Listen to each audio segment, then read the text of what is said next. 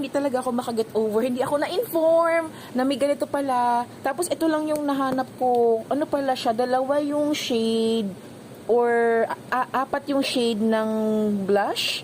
Blush na liquid lipstick something. Pero ito na lang yung naabutan ko. Pero meron siyang isang shade ng shimmer, tsaka shade ng contour. Ito daw yung mga naunang na-release. Ayan. Tapos ito daw, yung mga bago pa lang. Nako. Meron na kaya sa online. Sa Watsons ko lang ito nahanap eh. So, ayan. Nako, nakakatuwa. Exciting talaga.